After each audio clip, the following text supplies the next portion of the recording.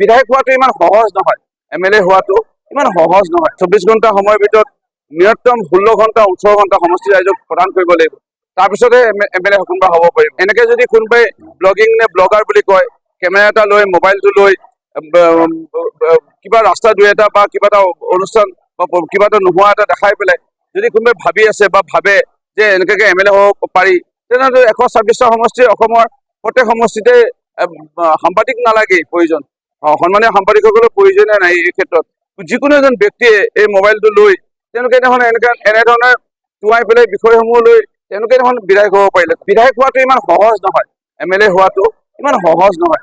24 ঘণ্টা সময়ৰ ভিতৰত ন্যূনতম 16 ঘণ্টা 18 ঘণ্টা সমষ্টি ৰাইজক প্ৰদান কৰিব লাগিব, তাৰপিছতহে MLA কোনোবা হ'ব পাৰিব।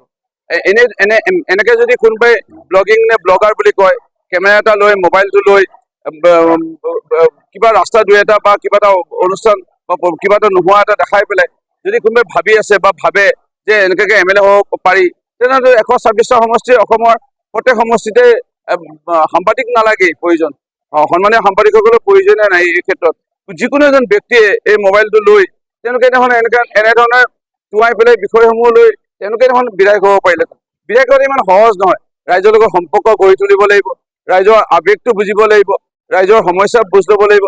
আৰু মই ইয়াত আকৌ কৈ দিব বিচাৰিছোঁ বাৰ্তা এটা আপোনালোকৰ যোগেদি যে মই মৰিয়নি সমষ্টিৰ বিধায়ক হ'বলৈ মই নিজে বিচৰা নাছিলোঁ।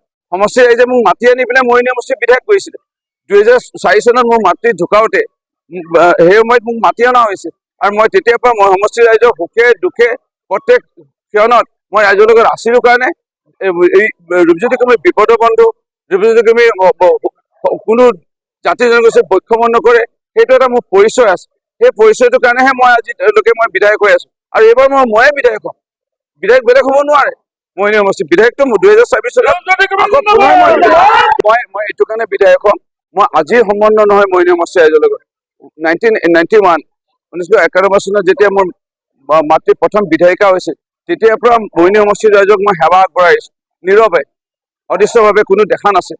মাতৃ ক'ৰবাত যদি বিয়া সকামত যাব নোৱাৰে, ক'ৰবাত বেমাৰী মানুহ এজনৰ ঘৰলৈ যাব নোৱাৰে, হস্পিটেলত যাব নোৱাৰে, গুৱাহাটীত থাকে, বিধানসভা থাকে, মিটিঙলৈ যায় অসমৰ বাহিৰলৈ, মই সেই মানুহখিনিক মৰিয়নি মানুহখিনিক মই চাই আছিলোঁ। আৰু যাবে মোক গোটেই মৰিয়নি সমষ্টিৰ ৰাইজৰ এটা মোৰ পৰিচয় আছিল। 2004 মাতৃ ঢুকোৱাৰ পিছতে মই 2 বছৰ যদি মোক প্ৰাৰ্থিত্ব দিয়া নাছিল, সেই কালচোৱাত 5খন বাগান বন্ধ হৈ পৰিছিল। কলংকতে সেই বাগানসমূহত অসম চাহ নিগমৰ 5খন বাগান, চৈকীয়া বাগান, ঢেকীয়াজুলি বাগান, কাটিমাৰী বাগান, নাংনিজান বাগান, 6টা বাগানত মই কলংকতে যোগান ধৰিছিলোঁ। মৰিয়নি সমষ্টিৰ হৃদয় ৰেখা আমাৰ আহোম ৰজাদিনীয়া ঐতিহাসিক ঝুদুৰালি বিধ্বস্ত হৈ আছিল। মই অন্নখন কৰিছিলোঁ, 2.5 দিন পানী এটোপাল নাখায় অন্নখন কৰি পেলাই ঝুদুৰালিটোৰ কাৰণে পুঁজি আনি নিৰ্মাণ কৰি দিছিলোঁ সেই সময় চৰকাৰৰ ফালৰ পৰা। মৰিয়নি সমষ্টিত যেতিয়া বিজুলী ঢেৰেকণিত মানুহৰ মৃত্যু হৈছিল, হাতী আক্ৰমণত মানুহৰ মৃত্যু হৈছিলে, গাড়ী খুন্দাত মৃত্যু হৈছিলে, ক'ৰবাত যদি ধুমুহা বতাহত ঘৰ নষ্ট হৈছিলে, ঘৰ জ্বলিছিলে, এজনী দেউতাক মাক নোহোৱা ছোৱালী গাঁৱৰ ৰাইজে টকা তুলি পেলাই বিয়া দিব বিচাৰে, সেই সময়ত মোক বিপদৰ ৰাইজে পাইছিল।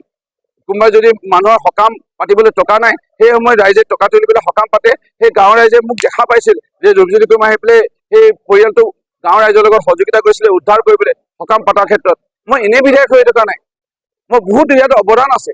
মোৰ অন্তৰাত্মা মৰিয়নি সমষ্টিৰ ৰাইজৰ লগত আত্মা এটা সম্পৰ্ক হৈ পৰিল, এইটো কোনো আঁতৰাব নোৱাৰে। মোৰ যোনদিনাখন উশাহ নিশাহ ল'ব নোৱাৰিম, মোৰ মৃত্যু হ'ব, তেতিয়াহে চাগে মই মৰিয়নি সমষ্টিৰ বিধায়ক হ'ব নোৱাৰিম। সেই দিনাখনৰ পৰা যেতিয়ালৈকে উশাহ নিশাহ মোৰ লৈ আছোঁ, তেতিয়ালৈকে মৰিয়নি সমষ্টিৰ বিধায়ক ময়ে। আৰু নাজানো কিবা ৰাইজে দুই এজনে কৈছে আপোনাৰ প্ৰমোশ্যন হ'ব নেকি এবাৰ, আপোনাৰ ৰাশিফলৰ মতে আপুনি এবাৰ প্ৰমোশ্যন পাব, সেইকাৰণে মই বাকী একো ক'ব বিচৰা নাই।